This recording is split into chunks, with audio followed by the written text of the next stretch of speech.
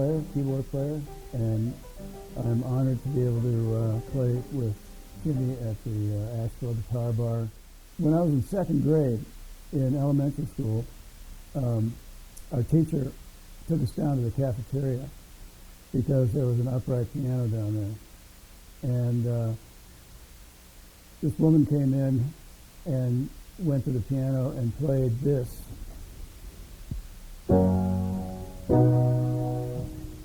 And I thought, wow, what is that? And ever since then, I've been drawn to music, and just the sound of it has always got me, I've always responded really intensely to the sound of music. And anyway, I started taking piano lessons. And along the way, went to music schools and majored in music in college, and then in my teens started playing in bands, and here we are. Music's the only thing I've ever been sort of good at. I did have one job as a proofreader in a law firm, and I had a particularly close-up and personal view of the law profession, and that was interesting. Back in 1980, 81 or something, I was living in the San Francisco Bay Area, and there was an oldies show at a venue out in Concord, the Concord Pavilion, and Chuck Berry was the headliner, and it included a bunch of pretty famous groups from the 50s and early 60s, Little Nancy and the Imperials, the Diamonds, people like that. And I was part of the backup band playing piano. And of course, I was really looking forward to playing with Chuck Berry. I thought, this guy practically single-handedly invented rock and roll. And most of the time I've written for either, jingles and advertising music. I used to do that, or I've written for student projects. Usually, if I'm in a band, I end up trying to figure out the best way to present a song on paper. Most of what I do is arranging, and I've arranged for all different kinds of ensembles, from big bands to trios.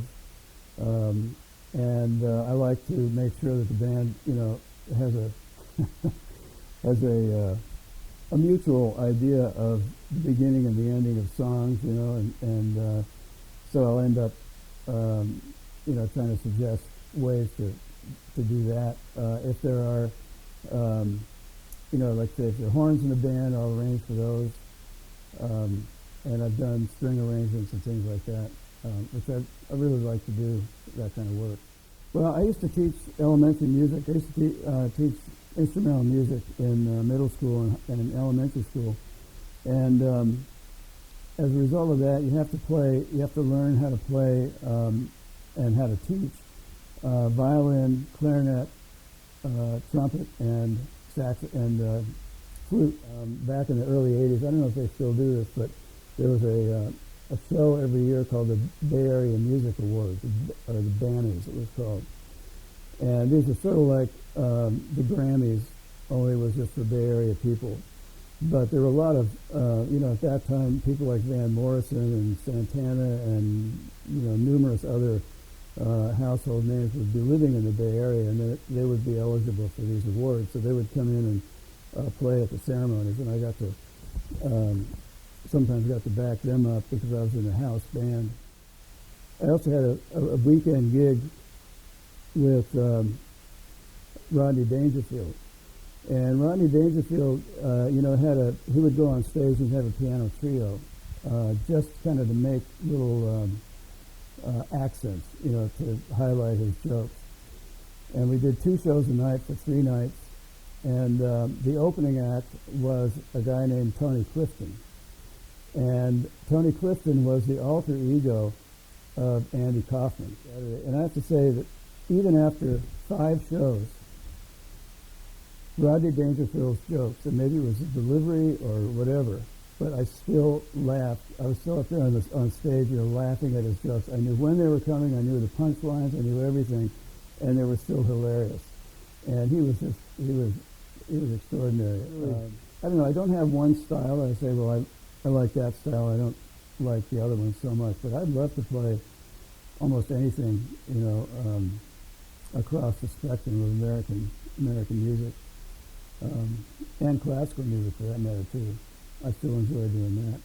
There's improvisation in the sense of the notes you actually play. Like, for example, you're playing a blues tune and a guitarist plays a solo, and that person is improvising, notes over a chord pattern. But there's also improvising as an ensemble, and that requires a lot of real awareness and sensitivity to the whole, to what the group is doing. And the Asheville Guitar Bar. I've never been part of a scene like that, and it's really more of a scene than a bar. For one thing, I don't drink, so to me, it's a place to go and play music and hang out. And I've talked to Mark Goldthwait, who with his wife Julia owns the place, and I've talked to him about this. And to me, it's like a pub scene in England, like I would imagine that, where you have bands that come in and play, and they're sort of like a group of regulars that come almost as much just to see each other and hang out as much as to see the band that's actually playing.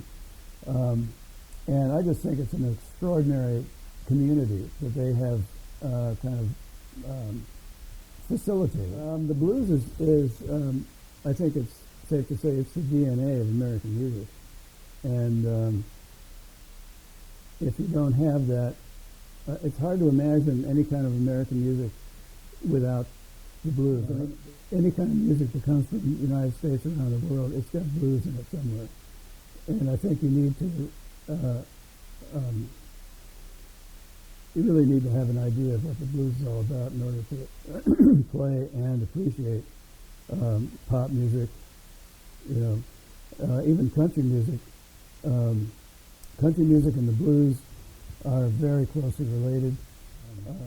Anyway, the blues is that's where you start and finish.